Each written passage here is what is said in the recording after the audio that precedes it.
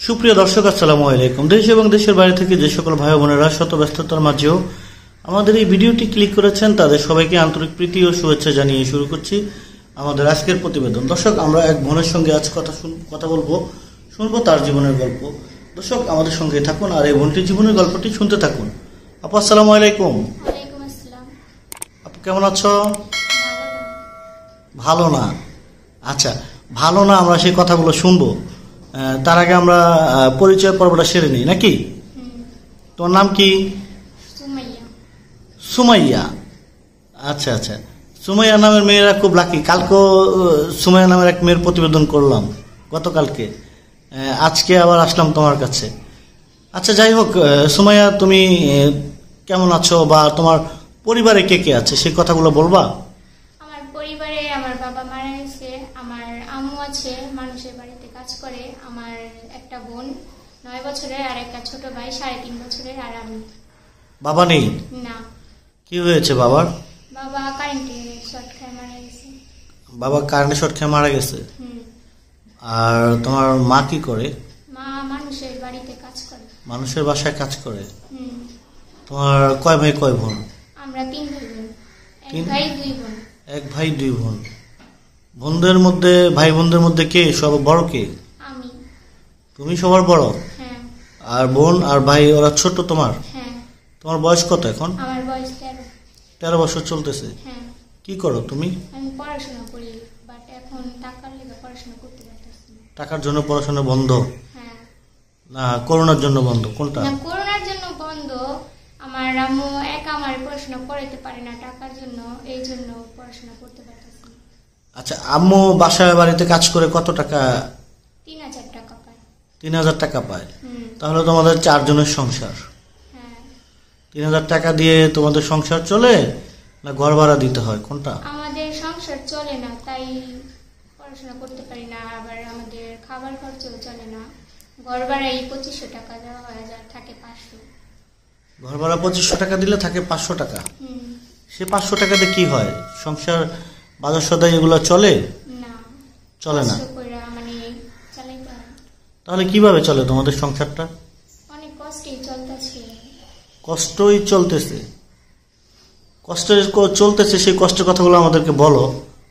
মানে আমার আম্মু বাড়িতে কাজ করে মানে যেই টাকাগুলো পায় সেটা দিয়ে আর কি, আমার বোন 9 বছর হয়ে গেছে, এখন স্কুলে ভর্তি করতে পারতাছি না। আর আমি তো পড়তাছি, কিন্তু টাকার লেগে এখন পড়তে পারতাছি না। তো আমার আম্মু কাজ করে, এই টাকা দিয়ে তো আমরা চলতে পারতাছি না, ঘর ভাড়া দিতে পারি না, খাবার খেতে পারি না। এটাই মানে কষ্ট আমার। তুমি কোন ক্লাসে পড়ো? আমি 6-এ পড়ি। 6-এ পড়ো? হ্যাঁ। প্রাইমারিতে? হ্যাঁ। আচ্ছা আচ্ছা। তো তুমি আজকে প্রতিবেদন করার জন্য আসছো কেন? কি কারণে আসছো? এই যে কেউ যদি আমাকে সাহায্য করে, সেই টাকা দিয়ে যদি আমি আমার ঘর ভাড়া, আমার আম্মুর পাশে দাঁড়াতে পারি, আমি নিজের লেখাপড়া করতে পারি, এই কারণে আসছি। এই কারণে আসছো? হ্যাঁ। তো প্রতিবেদন করলে বা জীবনের গল্প ইউটিউব চ্যানেলে তুলে ধরলে যে সাহায্য পাওয়া যায়, এটা তোমাকে কে বললো? আমার মানে বাড়ির পাশে একজন ফোন চালায়, তো মোবাইলে দেখলো একটা প্রতিবেদন করে, তার প্রতিবেদন দেখা তার নাম্বারে ফোন করে, আর সে বললো যে এরকম এরকম আমরাও অনেক অসহায় গরিব, আমরাও প্রতিবেদন ছাড়ছি, আমরাও সহযোগিতা পাইছি। তো আমার যা মানে এত কষ্ট, তাই আমারও বললো যে এরকম এরকম প্রতিবেদন ছাড়তে। প্রতিবেদন ছাড়তে বলেছে? হ্যাঁ। তুমি কি প্রতিবেদন ছাড়লে কি তুমি সাহায্য পাবা? সবার কপাল তো আর এক না। না, যদি ভাগ্যে থাকে তাহলে পাবো। যদি থাকে নসিবে, আপনি আপনি আসেন। হ্যাঁ। না, এমনি তো সুমাইয়া নামের মেয়েরা লাকি হয়। কিন্তু আমার ভাগ্যটা তো অনেক খারাপ। না, আমরা সুমাইয়া নামের যেই কটা মেয়ের প্রতিবেদন করলাম, সব কটা মেয়ে লাকি, ভালো টাকা পয়সা পেয়েছে এবং ভালো প্রতারণাও করেছে। তুমি কি প্রতারণা করবা কারোর সঙ্গে? না। তোমার বয়স জানি কত বললাম? 13। এক্স্যাক্টলি 13 না, একটু বেশি হবে? আমার তো মনে হচ্ছে একটু বেশি হবে। না, আমার বয়স 13। 13ই? হ্যাঁ। প্রাইমারি তো পড়ো? হ্যাঁ। প্রেমের অফার পেয়েছো? না। কাউকে দিয়েছো? না। কাউকে দাওনি না। এবং পাওনি? না। কেন? তুমি তো দেখতে খুব মিষ্টি সুন্দর, তাহলে তোমাকে প্রেমের অফার দেয়নি কেউ? প্রেম ভালোবাসা কিছু বোঝো? না, আমি আমার ইচ্ছা, আমার স্বপ্ন, আমি পড়াশোনা করে লয়ার হব, আমি সেইটার পিছিয়ে দৌড়ে গেছি, কিন্তু টাকার জন্য আমি পড়াশোনা করতে পারি না। পড়াশোনা করে তুমি লয়ার হবা, হ্যাঁ। সেই ইচ্ছাটা কেন? সেটা আমার ছোট থেকেই ছিল, মানুষের একটা বিপদে আমি লড়বো, তার পাশে দাঁড়াবো। মানুষের বিপদে তুমি লড়বা, তার পাশে দাঁড়াবা, সেটা কি? কারণ আমার বাবা যে সময় মারা গেছে ওই সময় কেউ ওই পাশে ছিল না, আমার আম্মু। বাবা যখন মারা গেছে তখন তোমার আম্মুর পাশে কেউ ছিল না? না। তখন তুমি দেখেছো হ্যাঁ। মানে দুনিয়াটা কত কঠিন, তখন তুমি বুঝেছো, তাই না? হ্যাঁ। আব্বুর জন্য মায়া লাগে? হ্যাঁ। যখন আব্বুকে স্বপ্ন দেখো, হ্যাঁ। যখন আব্বুকে স্বপ্ন দেখো বা আব্বুর জন্য মায়া লাগে, তখন কি করো? তখন কি করবো, কারোর কাছে তো বলতে পারি না যে আমার আব্বু নেই। কেন বলতে? সবাই ঈদের ভিতরে নতুন কাপড় পরে, আমরা পড়তে পারি না।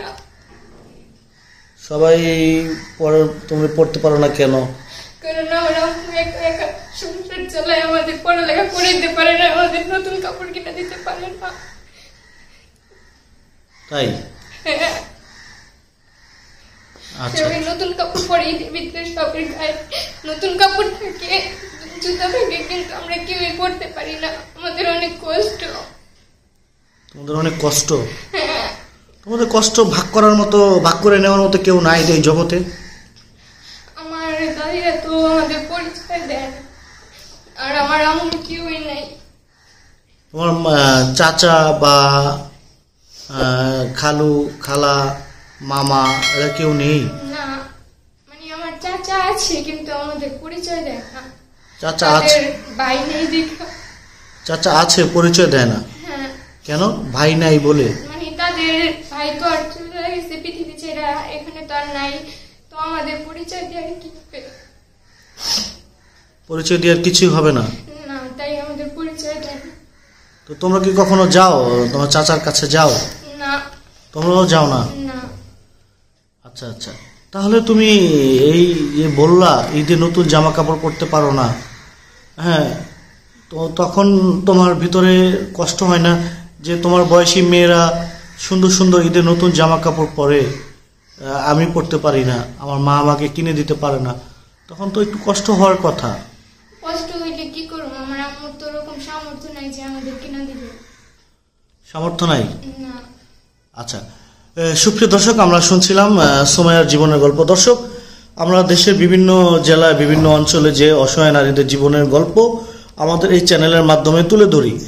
দর্শক, আজ আমরা আছি রাজধানীর একটি অঞ্চলে, শুনছি সুমাইয়ার জীবনের গল্প।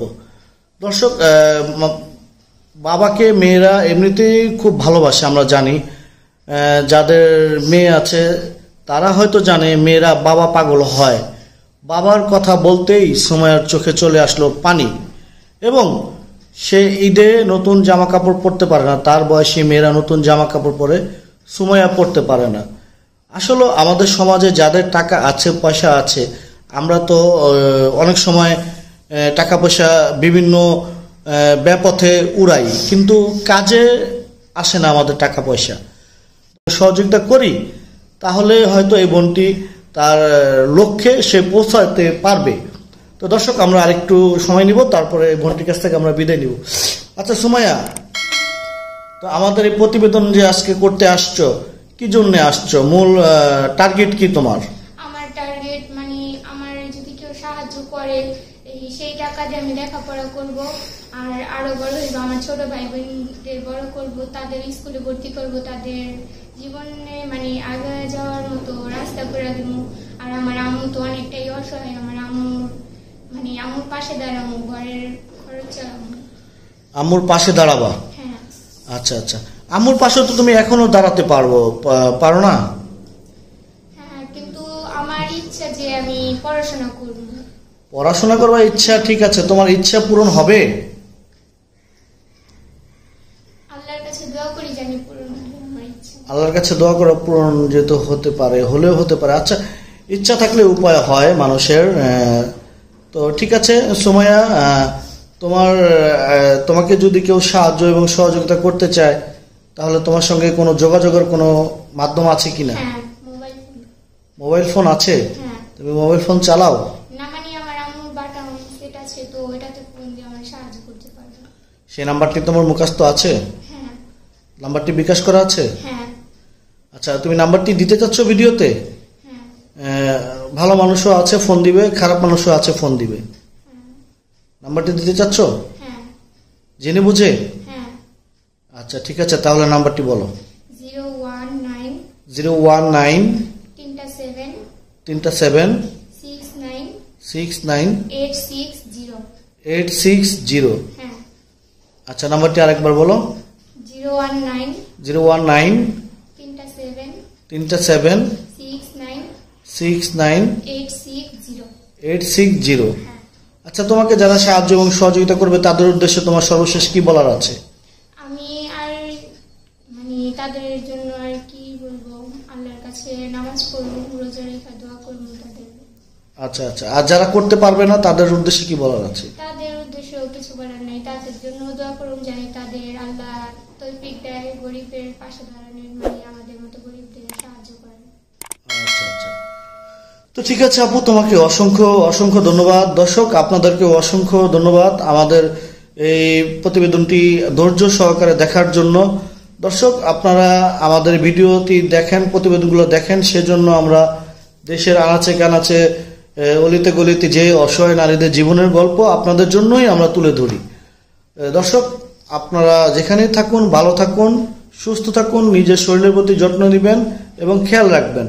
এবং আমাদের এই প্রতিবেদনটি যদি আপনাদের কাছে ভালো লাগে বা বিন্দু পরিমাণ ভালো লেগে থাকে, তাহলে আমাদের এই ভিডিওতে একটি লাইক দিয়ে রাখবেন এবং আমাদের এই চ্যানেলটি সাবস্ক্রাইব করে আমাদের এই চ্যানেল থেকে পরবর্তী ভিডিও পেতে হলে থাকতে হবে আমাদের এই চ্যানেলের সঙ্গেই।